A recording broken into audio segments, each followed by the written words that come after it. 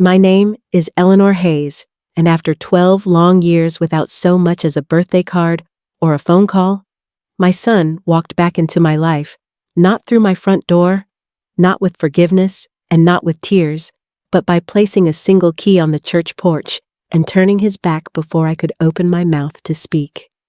I froze where I stood halfway between the sanctuary doors and the wooden step where he left it.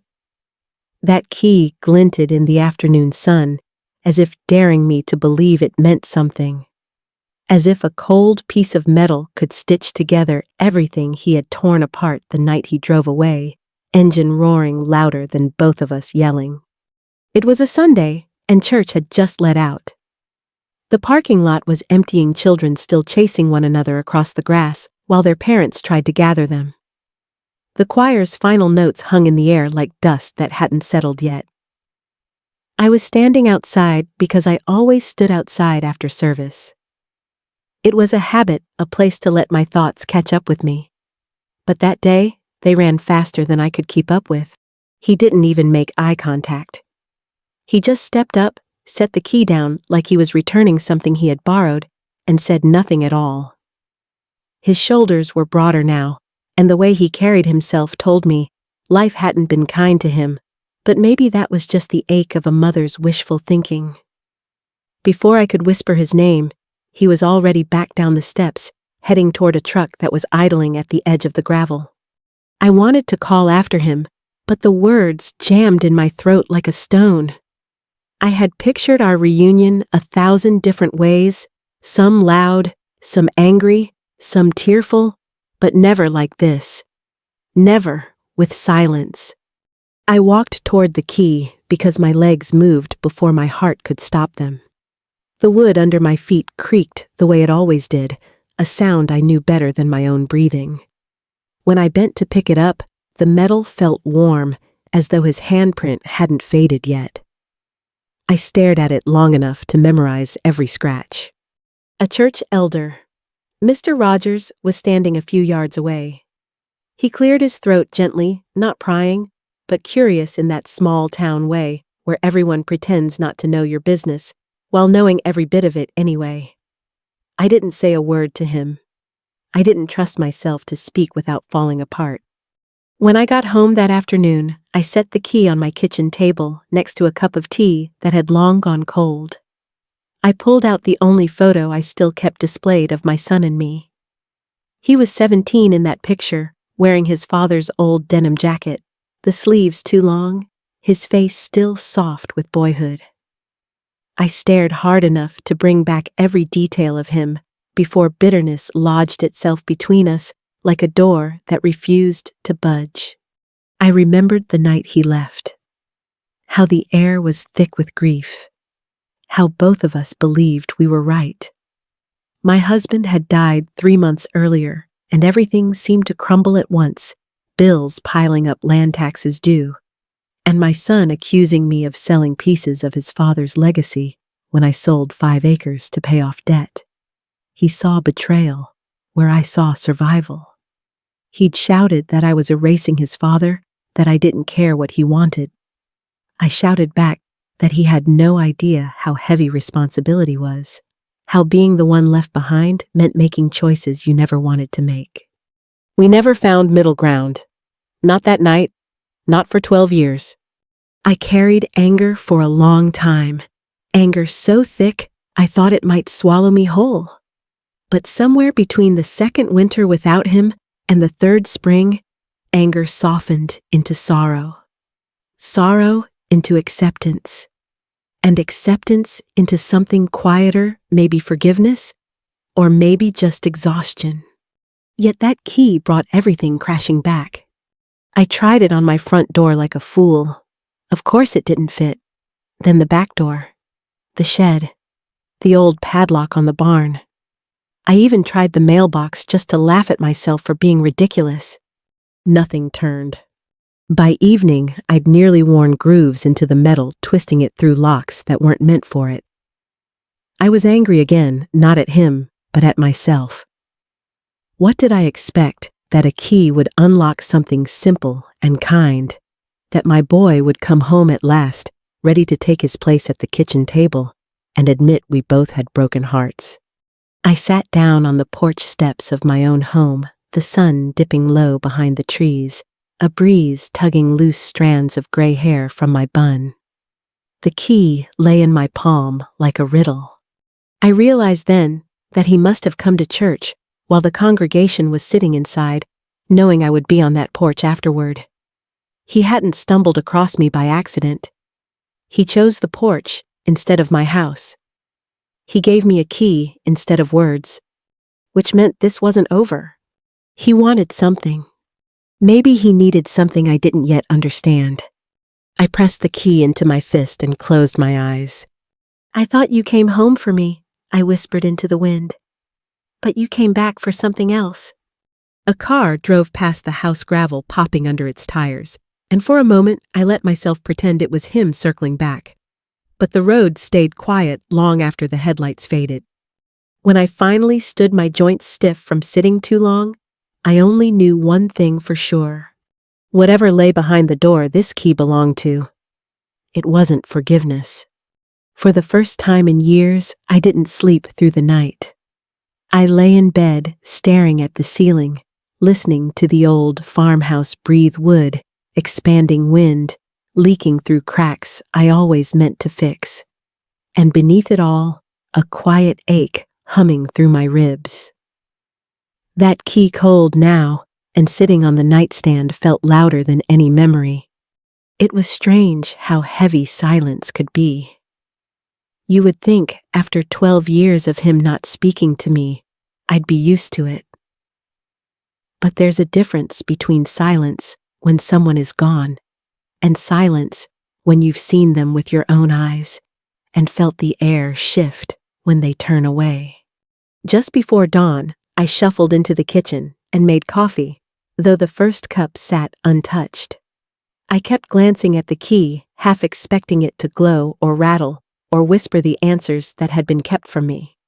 Eventually, I picked it up and slipped it into the pocket of my robe, the same one I used to wear on winter mornings when my husband sat at this table reading the newspaper aloud. He always read the weather report twice, as if saying it again would warm the air or change the forecast. I used to roll my eyes. Now I would give anything to hear him do it one more time. The morning was warm enough that I stepped outside barefoot. Dew soaked into my socks, the boards of the porch damp from the night. The church bell a half-mile away hadn't rung in decades, too old, too expensive to fix, but sometimes I still imagined hearing it. Maybe grief does strange things to a mind, or maybe memories ring louder than steel. I found myself pacing the porch, thinking of my son the way he used to be, not the stranger who left me the day before. He was 5 when he lost his first tooth on this porch step, screaming bloody murder, until he realized a visit from the tooth fairy was worth the pain. He was 10 when his father carried him here, muddy boots, and all after he fell trying to climb the oak tree out back. He was 16 when he stomped down these steps after his first heartbreak, swearing he'd never fall for a girl again. But the angriest footsteps on this porch were his last ones the night he stormed off and didn't look over his shoulder. Those footprints never washed away from me, not in my mind. A pickup slowed in front of the house, and I stiffened, wondering if it was him. But it was Mrs. Langley from the quilting circle. She leaned out her window and asked if I was up for groceries later. I lied and said I wasn't feeling well. She gave me that pursed lip look that meant she'd spotted something was wrong but wouldn't pry. She was kind enough to keep secrets even when she thought she knew them. Small towns run on that rhythm, see everything, say nothing. Later that morning, I decided to keep busy, even if only to keep from thinking too hard. The shed door squeaked when I tugged it open. My husband's old toolbox was still there, the metal dented from decades of use. Next to it, leaning against the wall, was the shotgun my son cleaned every fall before hunting season. He hadn't gone hunting in years, at least not with me. I tried the key on the padlock of the hunting locker. It didn't fit. I tried the garden shed, which was pointless, but I needed to try anyway. Also wrong. My neighbor Tom Bishop wandered over from his dairy farm next door. He asked if I'd lost a key. It was his way of fishing for information without fishing for information. I shook my head. He nodded like he understood something deeper and wandered back. The thing about men like Tom is that they know when to stay in their lane. It's one of the few traits I appreciate about this town. By noon, I ended up sitting on the porch again, rubbing the key between my fingers like a worry stone. It had weight to it, not metal weight, but the kind that comes from questions. Why now? Why like this? And what did he want me to unlock? My mind drifted back to my son as a child. He was the kind of boy who collected secrets, bottle caps, old coins, rocks with ridges that he swore meant something. He had a lockbox under his bed where he kept them all. One day, when he was 11, he stood in the doorway of his room and told me, "Mom, someday I'm going to find a real treasure." I laughed and said we had everything we needed already. He disagreed, but not cruelly. Back then, the world was full of possibility. Maybe that boy was still in there somewhere hidden under the calluses of bitterness. Around 6 that evening, someone knocked on my door. It was Mr. Rogers carrying a casserole dish his wife had made. He claimed they had made too much food. I knew better. People don't cook extra food by accident in this town. Someone must have told someone who told someone that my son had come back, and sympathy spread faster than wildfire. I thanked him and placed the dish on the counter. He didn't ask about the key, though I could tell he wanted to. Instead, he said something I wasn't ready for. "You know," he began cautiously, "sometimes people come back because they don't know how to stay gone." I didn't answer. I couldn't, because I wasn't sure whether I wanted my son to stay gone or come home. That night, after heating up the casserole and eating in silence, I pulled out the old family photo albums. I opened one to a picture taken the year before my husband got sick. We were standing in front of the house. My husband, my son, and me, the three of us. It was the last time we looked whole. I ran my fingers over the photograph and whispered into the empty room, "What am I supposed to do with this?" The house didn't answer. Neither did the key. But the truth was already settling in the back of my mind, like sediment at the bottom of a jar. This wasn't a reunion. It was a beginning of something else. And whatever door waited for that key, it wasn't going to open itself. By Monday morning, the key felt like it had sprouted roots into my pocket. No matter what else I did, fold laundry, wash dishes, sweep the porch, I could feel it pressing against my leg, reminding me that I had not yet solved the puzzle my son dropped into my life, like a stone into still water.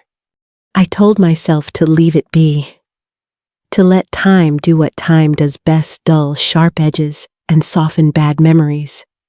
But the truth was, I had always been the kind of woman who needed to know why. Why he returned. Why he said nothing. Why he didn't just knock on my door like any decent human being would. And why, after 12 years of silence, he brought a key. So after lunch, which I barely tasted, I drove into town, the key tucked deep inside my purse. It was a short drive, the roads familiar and cracked in the same places. There were new houses sprinkled in among the older ones, but most things had the same weary charm they always had. The diner still had the same peeling paint.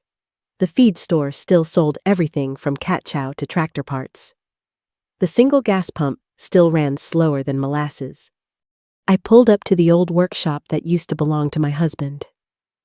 The sign with his name, Hayes Fix-It Shop, was faded, but still legible. We had closed it after he died. I'd kept the place locked, thinking someday I'd find the strength to clean it out. Someday never came. Maybe the key belonged there. The workshop smelled like sawdust and oil the moment I pushed the door open, an odor that wrapped itself around me like a memory. My husband used to say the scent was honest, as if wood and metal could tell the truth better than people. There were 2 doors inside. One led to the storage closet, where he kept spare tools, the other to the small office where he wrote invoices and stored old bills. The closet door was first. I slid the key into the lock, wanting the click of recognition. It didn't turn. I swallowed disappointment and tried the office door. Same outcome, metal scraping refusing to fit. Of course not, I muttered aloud, embarrassed at myself, even though the only witnesses were a shelf of rusted nails and a dozen paint cans. I lingered anyway, letting my hand run across the counter, where my husband used to sand wood smooth before varnishing it. I could almost see him standing there, newspaper tucked under his arm, telling me what needed fixing and what could wait. He had a way of making the world seem like a series of challenges that could always be solved with the right tool. I wondered what he would have said about a key that fit nowhere. Outside the workshop, the air smelled of cut grass and diesel. I locked up and drove back toward town. Without meaning to, I ended up near the church. Maybe I had been heading there all along. The building sat peacefully on its little patch of land, white clapboard siding gleaming in the afternoon light. The porch boards were worn smooth by decades of shoes, wedding shoes, funeral shoes, work boots, tracking in mud. The key was halfway out of my purse before I realized my hand had moved. I tried side doors, storage rooms, even the supply closet where hymnals were kept. It didn't turn in any of them. At one point, I stopped, leaned my head against the doorframe, and laughed softly. Not because anything was funny, but because it all felt ludicrous. 12 years without my son, and here I was, playing locksmith in God's house. Mrs. Langley passed by carrying grocery bags and raised her eyebrows in a way that said, "Should I call someone?" I waved her off. Folks in town knew grief made us do strange things, so most learned not to judge what they saw. When the sun dipped lower, I headed home.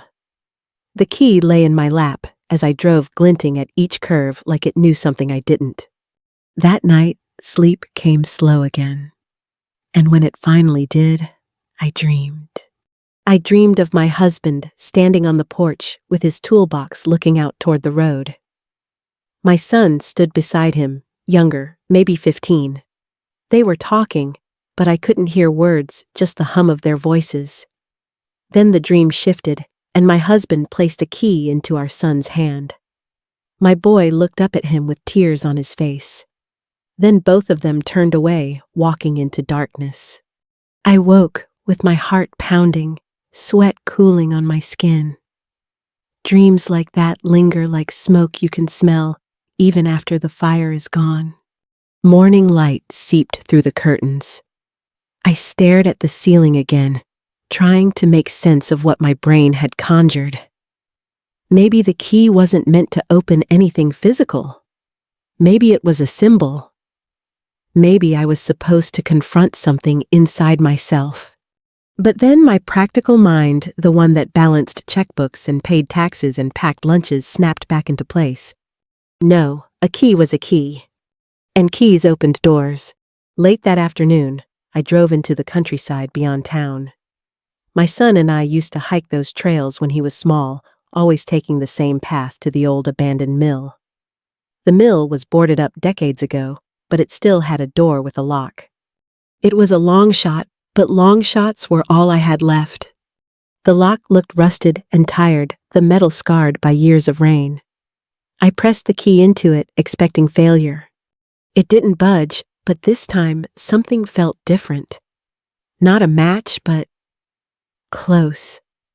Like two puzzle pieces that almost fit. I yanked the key back, frustrated beyond measure. Birds took flight from a nearby tree at the sharp echo of my anger. "Where are you trying to point me?" I whispered to the empty air. The wind answered by rustling leaves, which was no help at all. Driving home, my frustration simmered into something else: determination. I wasn't giving up. Not now. The next morning, I decided on a new strategy: ask someone who might know more than I did. Not the neighbors, not the pastor. Someone who had reason to understand secrets. I knew exactly who that was. The town lawyer. The same one who handled my husband's affairs.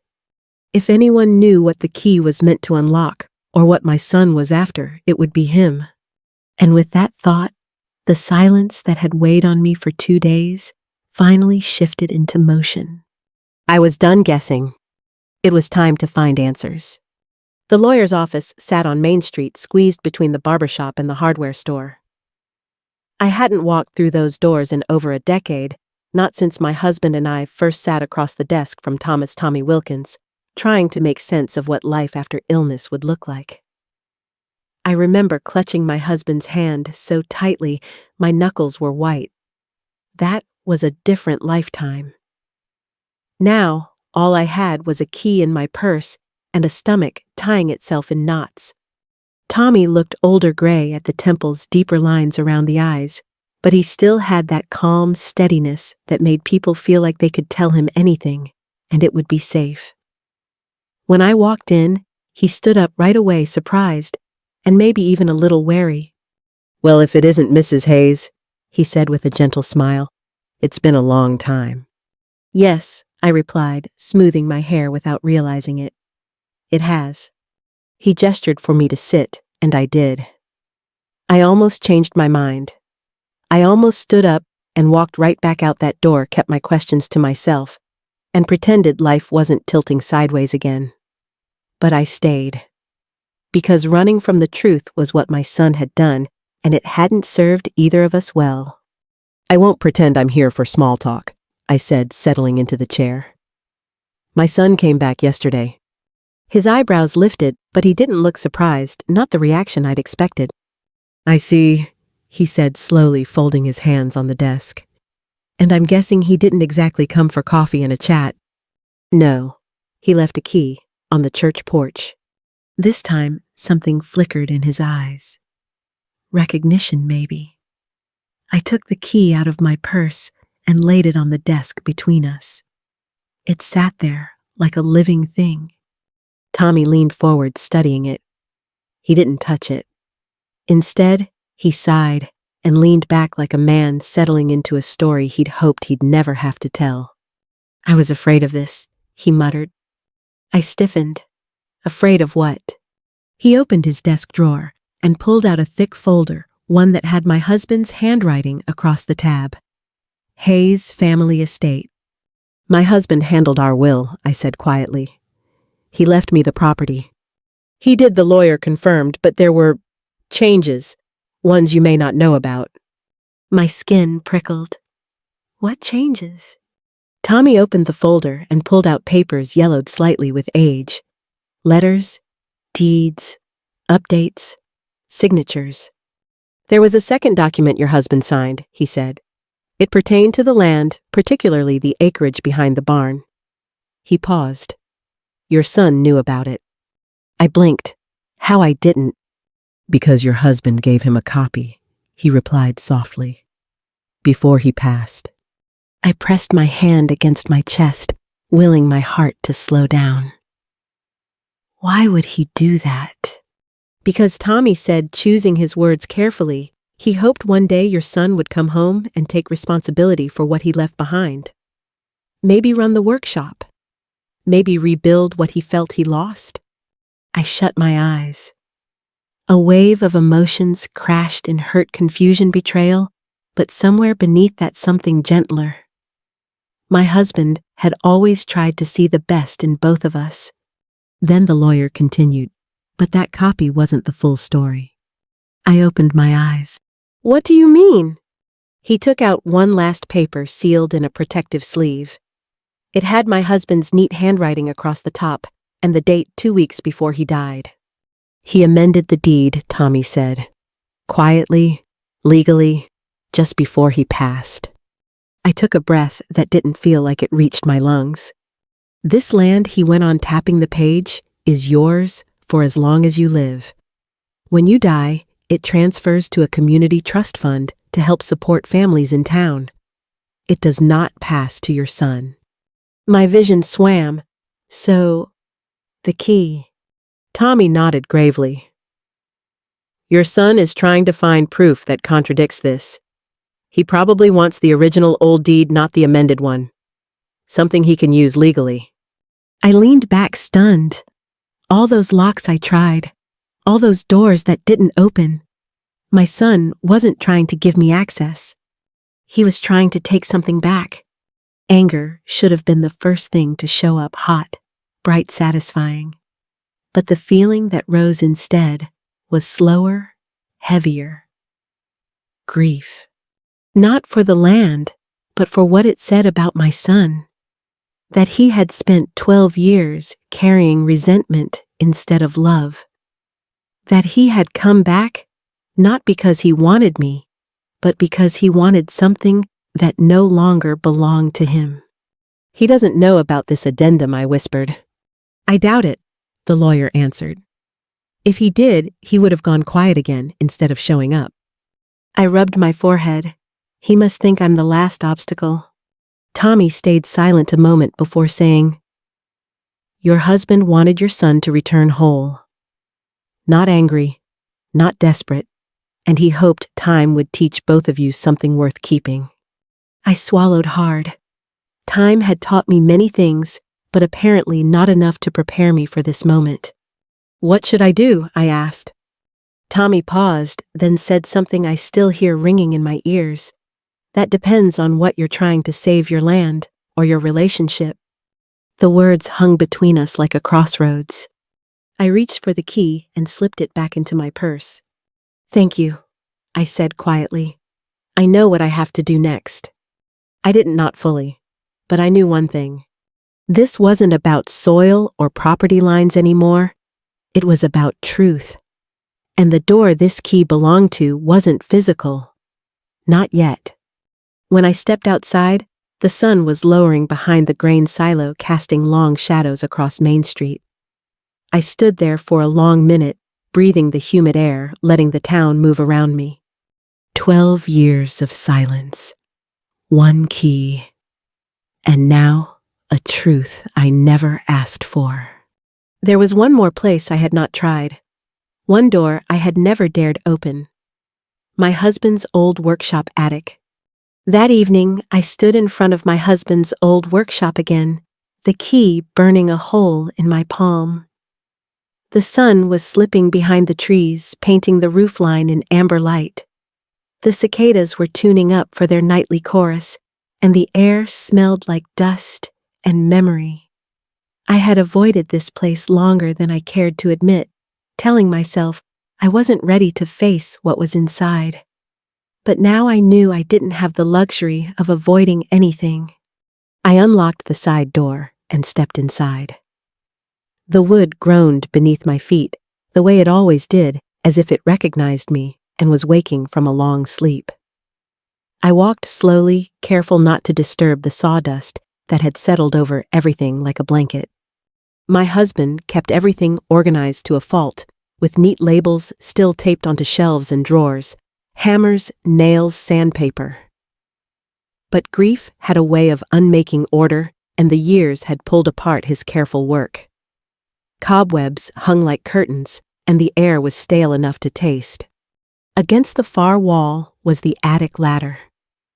I stared at it for a long moment before pulling it down the wood, creaking as though it too remembered the last time someone climbed it. I hesitated.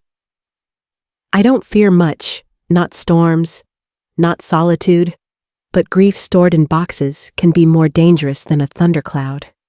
Still, I climbed slowly rung by rung until my head rose above the attic floor. The air was warm and musty.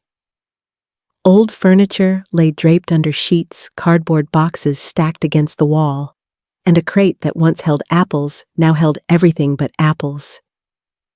But what drew my attention was the battered wooden trunk tucked in the corner, the one my husband swore he would organize when things settled down. Things never settled because cancer erased the timeline we thought we had. I knelt in front of it, dust puffing into the air as I lifted the lid. Inside lay keepsakes I hadn't seen in years.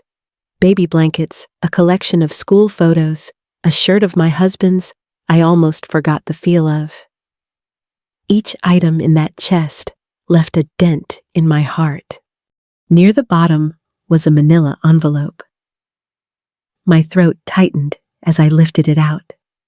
The handwriting on the front was unmistakably my husband's, but when I opened it, the paper inside was gone. Someone had taken it. I sat back on my heels and let the realization wash over me. My son had already been here. Maybe not yesterday, maybe not last week, but recently enough to disturb the dust. He had taken something from this trunk, the missing paper, the piece of the legal puzzle he thought he needed. The lawyer's words echoed in my mind. Your son is trying to find proof that contradicts this. I leaned back against a crate and closed my eyes. Anger flickered sharp, clean, justified. Years ago, that anger would have poured out of me like boiling water. But 12 years of silence had turned some of that fire into embers.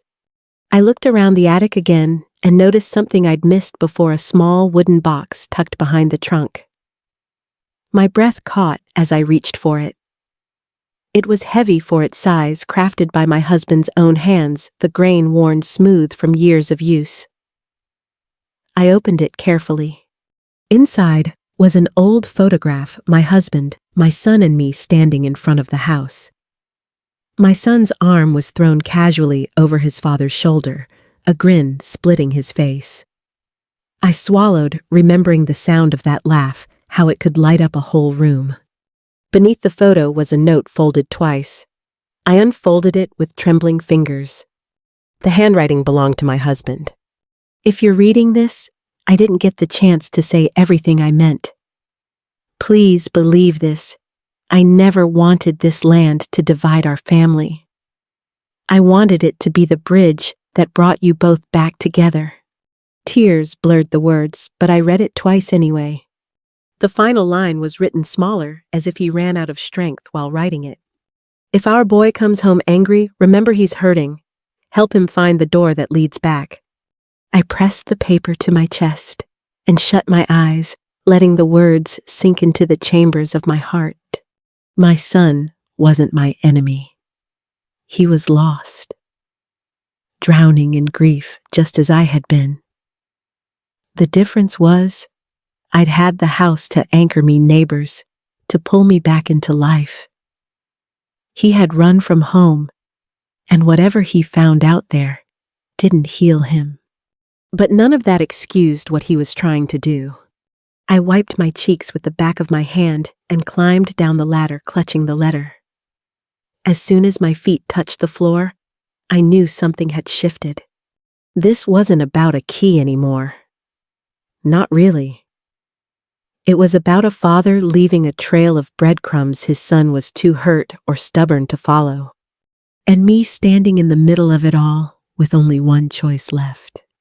I drove home with the letter tucked safely into my purse. I could have turned into the driveway like every other day, but instead, I kept driving. My hands knew where they were going before my mind did. I pulled up in front of the church, the gravel crunching under my tires. The porch was empty, save for a breeze that stirred the leaves. I stood there for a long moment, letter in one hand, key in the other. And then I made a decision that surprised even me. I wasn't going to drag my son to the truth. I wasn't going to yell or accuse or demand anything anymore. I was going to invite him. The next morning, I called the lawyer and asked him to contact my son. And then I waited 1 day, then 2, then 3. On the 4th day, a truck I recognized pulled into my driveway. My heart hammered against my ribs as the door opened and my son stepped out, shoulders stiff, eyes guarded. He didn't bring another key this time. He brought the confrontation we both knew was coming. And I was ready for it, not to fight, but to finally speak. My son stood a few feet from the porch, his jaw-tight hands shoved deep into the pockets of his jacket. The same jacket he'd worn when he drove away 12 years ago, only now it hung heavier on him, like life had added weights to the seams. I stepped out onto the porch, my heart thudding so loudly, I wondered if he could hear it. Neither of us said a word at first. Just the rustling of leaves, the distant hum of a tractor across a field, and the small sounds of the world continuing, whether a family was mended or broken. "You wanted to see me?" he finally muttered, eyes fixed somewhere past my shoulder. I could have matched his tone, cold for cold. But I had learned too much in 12 years to waste the moment on pride. "Yes," I said softly, "and I'm glad you came." His gaze flicked to mine, quick and sharp, before sliding away again. "Let's not pretend this is something it's not." That stung, but I nodded. "All right, then let's say the truth plainly." I motioned to the bench where he had left the key. He didn't move, so I sat alone, giving him space to stay standing if he needed to. "You came back for something I began. Not for me, not for memories, for the land." His jaw flexed, and his eyes narrowed a fraction. He didn't deny it. He didn't need to. "I have a right to it," he said, his voice low, strained but controlled. "Dad promised." Dad hoped I cut in gently. "There's a difference." He flinched, and I knew I'd hit a nerve, maybe the exact one he'd buried. "You took something from the attic," I added. His head snapped up. "I didn't take anything that wasn't mine." "I didn't say you did," I replied. "But something was missing. And I know your father gave you a deed." Silence again. This one colder, more dangerous. My son's shoulders lifted and fell in a shallow breath. "He wanted me to have the land," he said, voice tight. "He told me it should pass to me one day. He said I'd build a life on it, that it was mine." I nodded slowly. He said something similar to me once. His head jerked slightly, surprise, maybe betrayal, that I knew words he thought belonged only to him. "But you and I both know," I said quietly, "that life changed his plans." He stared at the steps, his eyes distant. "He gave me that copy before he died. Said it was proof. Said I'd need it." My throat thickened. "He gave you something else, too." For the first time, fear flickered in his eyes. "What?" Instead of answering, I slid the folded letter from my pocket and held it out. "He didn't take it." "It's in his handwriting," I said gently. "You'll recognize it." His fingers twitched. Slowly, almost painfully slowly, he reached for the paper and unfolded it.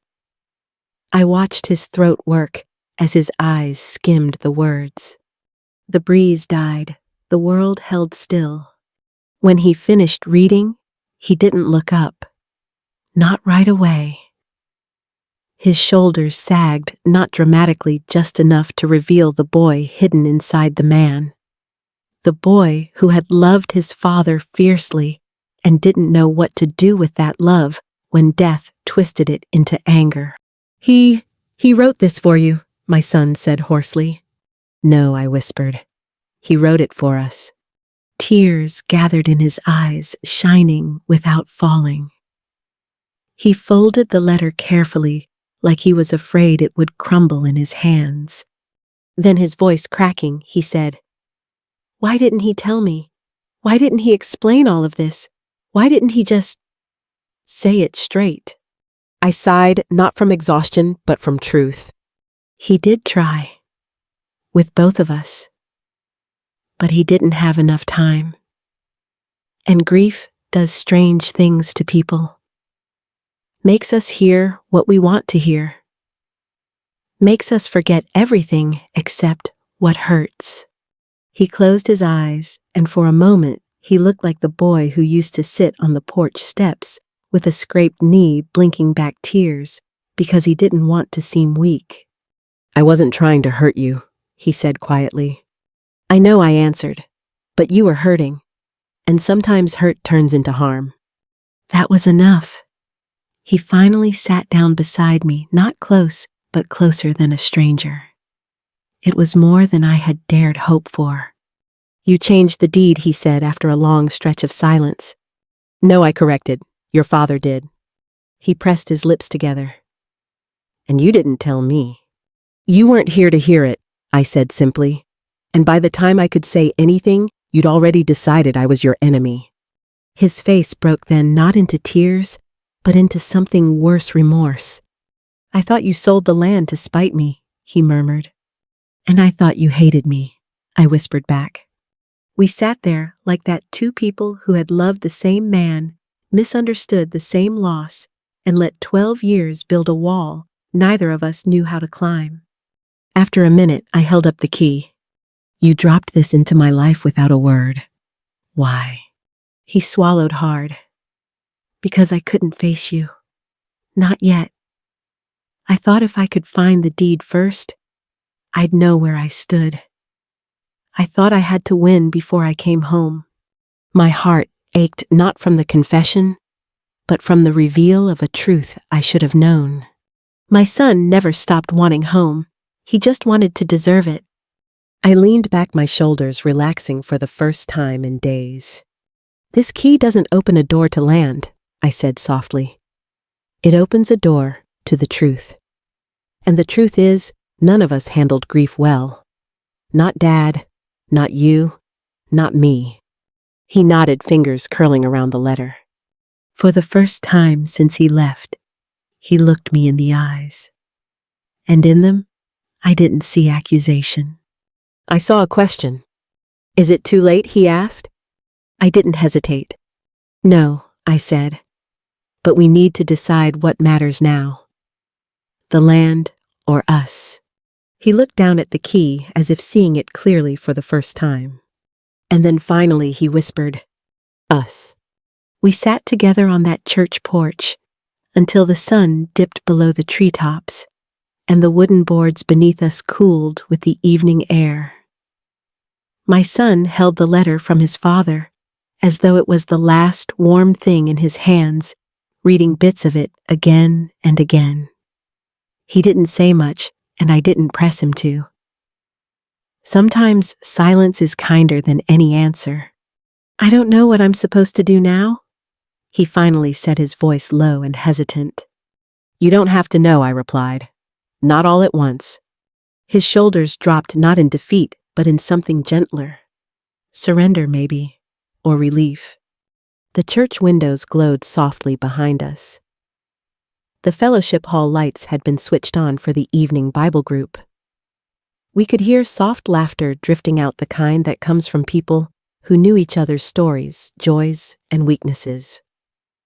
He watched the door as if he were waiting for someone to tell him where to go next. After a long moment, he spoke again. I thought, if I got the land, I could make things right. I shook my head. Land doesn't fix what's broken. He gave a sad half smile. Dad thought it could. No, I said gently. Your father hoped it would give you a reason to come back. He didn't want you to choose dirt over flesh. He wanted you to come home because you wanted to, not because you felt entitled. He swallowed hard and looked away, blinking back the emotion pooling behind his eyes. I wish he'd talked to me like this, he whispered. He tried, I murmured. But grief is loud. Sometimes too loud to hear the truth beneath it. He nodded slowly. I guess I was too angry to listen. And I was too tired to fight, I admitted. We let those confessions sit between us, gentle as evening shadows. The door of the church swung open then, and Mr. Rogers poked his head outside. He paused when he saw us, smiled softly, and nodded, before disappearing again inside, leaving us our moment. My son watched the brief exchange and chuckled under his breath. Does everyone in this town know about me already? Probably, I said, laughing quietly. But they'll pretend they don't until you tell them yourself. He rubbed the back of his neck, self-conscious. I don't know if I can just walk back in. You don't have to, I said. One step at a time, one door at a time. That seemed to loosen something inside him. He reached into his jacket pocket and pulled out the folded paper, the old deed copy his father had given him. He held it a long moment, staring at it, as if weighing his entire life on the thin piece of paper. Finally, he unfolded it, set it on the porch beside us, and let the breeze catch the corner. I don't want this to be who I am anymore, he said. I'm tired, Mom. I'm tired of being angry, tired of thinking everything is owed to me. Hearing him call me mom again did something to me I can't explain.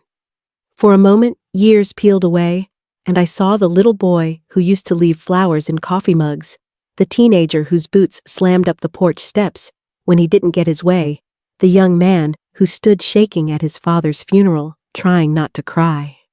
"You're still mine," I whispered, "even when you're lost." He wiped at his eyes roughly. "If you'll have me." I took his hand. Not because he asked, but because I needed to. His fingers trembled against mine, not with fear, but release. A letting go. "You came back," I said. "That's all I ever needed." We sat like that for a long time, our hands tangled between us, the letter close by the deed fluttering weakly on the wood. At last he asked, "What now?" "Now," I said, "we start again. Even without the land, especially without the land." He laughed, short-broken, but real. The first real laugh I'd heard from him in more than a decade. Later, when we stood to leave the porch, I pressed the old key into his hand. "Here," I said softly. "Not because you need it, because I want you to have it."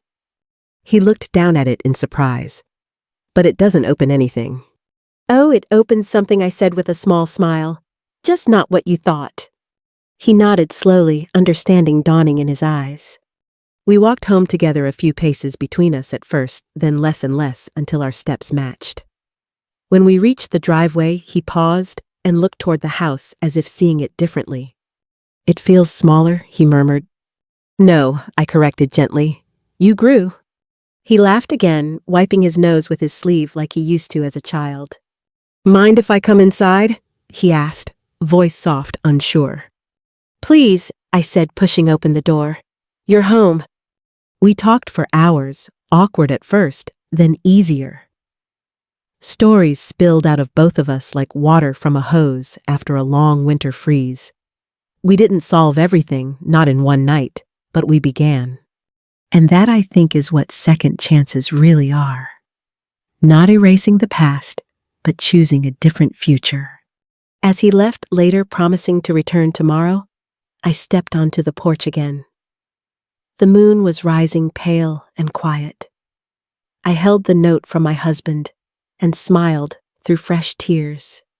"You did it," I whispered to the empty air. He found the door. Then I turned back inside and closed the door gently behind me, not to shut anything out, but to welcome something in.